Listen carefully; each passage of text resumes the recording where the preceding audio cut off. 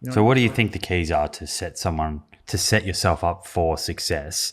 And I appreciate as this conversation unfolds, we're going to talk about what to eat, but starting here with perhaps what is equally as important, if not more, how to do it and do it in a way that's sustainable. What is critical to success? First thing is you have to eat a lot of food. You have to eat a lot of food volume. If you don't eat food, you're going to be tempted to eat things that are not healthy. So by having, particularly eating foods that sustain you for many hours and feel satisfied with that meal. And the satisfaction or satiety index of that meal can be enhanced by mixing together various foods, like having green vegetables, some nuts and seeds, some beans, even some whole grains like quinoa, a comprehensive meal, not with excessive amount of calories, but with a good combination of foods and some fruit for dessert that satisfies you and sustains you for many hours. So you don't feel like snacking, you don't feel like eating. So the one thing is, you can't control your caloric drive unless you satisfy your nutrient drive. And nutrients include fiber, phytochemicals, antioxidants. So we're satisfying people's nutrient drive adequately.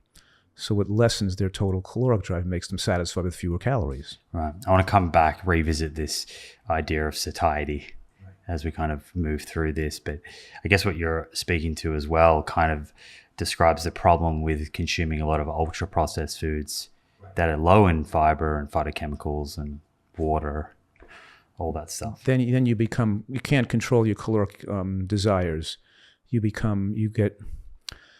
disrupt the body's need for energy and its feedbacks. All the neuropeptides and neurohormones that tell you how much to eat are completely disrupted, and you try to crave more calories than you desire because you're not containing foods that contain nutrients in them. And of course, I very often lecture and speak about the caloric load in the bloodstream. That if you lived, 50,000 years ago, you're eating things that are grown, natural foods, and the food takes some time to digest. You eat a nut, you eat a vegetable, you eat a salamander, whatever it is, and it takes time for the body to break those foods down. But in current society, we can eat things that are fried or oily or greasy or been cooked or made into fine particles like flours, and they could be absorbed in the bloodstream very rapidly. So you get a huge caloric hit in the bloodstream that you couldn't get. You couldn't get more than 100 calories at a time into a bloodstream. But when you're eating oil and animal fats and sweets and flours, you can get 400, 500 calories into the bloodstream at one time. And that high caloric load in the bloodstream stimulates hormonal centers of the brain, both the dopamine and opiate receptors, cannabinoid receptors. In other words, we're talking here about making the body dopamine insensitive and making you no longer comfortable with normal amounts of calories. You need hyper amounts of calories. You get acclimated to it, you get addicted to it, and you'd feel unsatisfied unless you hit the body with an extra high caloric load at one time. Yeah, which sounds kind of counterintuitive to people, right? Because they have an excess of calories, but they're just as hungry, if not more hungry.